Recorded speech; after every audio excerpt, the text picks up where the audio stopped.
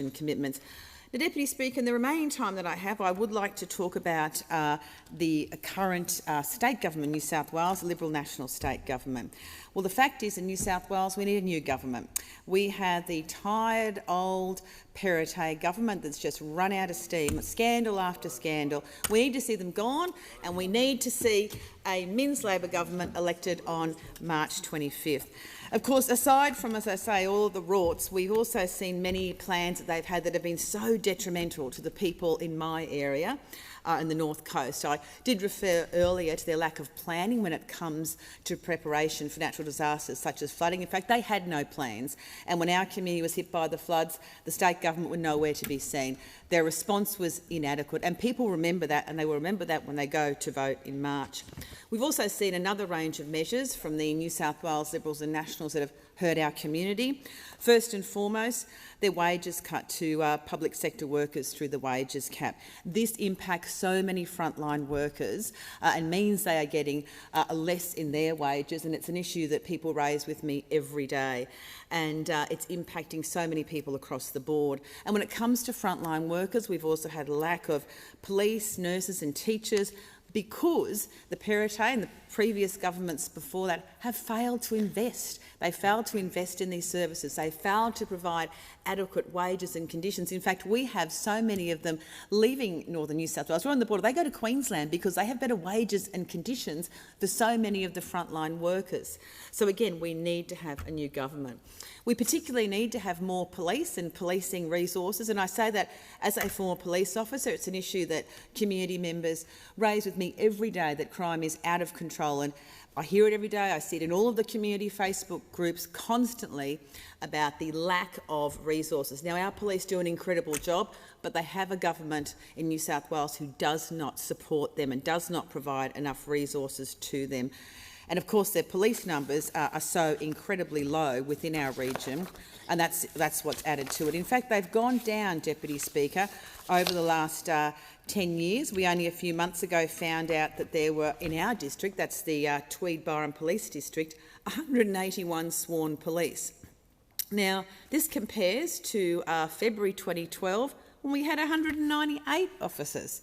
That's how far it's gone down. And of course, the New South Wales government tries to hide these figures all the time. The reason they try and hide them is because they keep going down. Well, our community are calling for more police resources, and they're calling for a new government. They're calling for a Minns Labor government. Now, these are some of the many issues, I think, that really highlight why we've been failed by the Perrottet government. Of course, not to mention his great big new housing tax as well, which will impact particularly the pensions in my region. People are particularly terrified of that. But also the closure of the schools at Murwillumbah. Now, this is an issue that I have previously raised in this House in October 2020 without any consultation, without telling anybody.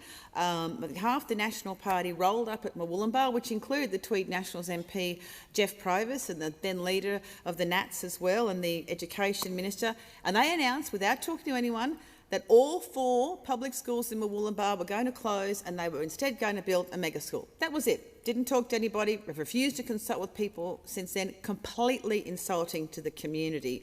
And of course, we also do have concerns about why they're doing that. There's some big land grabs we think that is underway in terms of Wollumban High. They want to flog that one off for sure.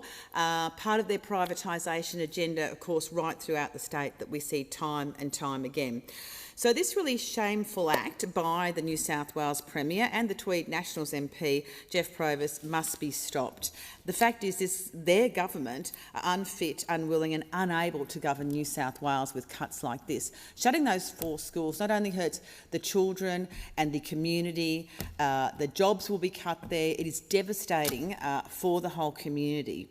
And so, of course, people have an opportunity to stop this. New South Wales Labor will not allow these schools to be closed at all. And that is a very strong point that's been made by the State Member for Lismore, Janelle Saffin, fantastic Labor member there, outstanding in fact, and she has talked a lot about the fact that these schools will all remain open under Labor. And so I urge people in Murwillumbah and right throughout the North Coast to make sure that they do change the government, get rid of this old, tired Perrottet government get a fresh new start with Chris Minns and all of the incredible agendas that he and his team have in terms of improving health and education and frontline services, ending privatisation.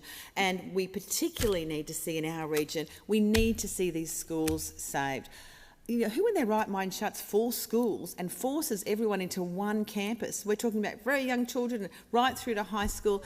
The level of trauma this has caused the community is absolutely massive. And this has been going since October 2020, and they have refused to come and listen to people because it shows what they think of us, how insulting they are to regional and rural people that they behave this way. And the question is, whose school will be next? Where else throughout the New South Wales North Coast will they be shutting schools? Will it be in Tweed, Kingscliff? Will it be in Pottsville? Or will it be all the way down to Byron Bay, Ballina further and beyond?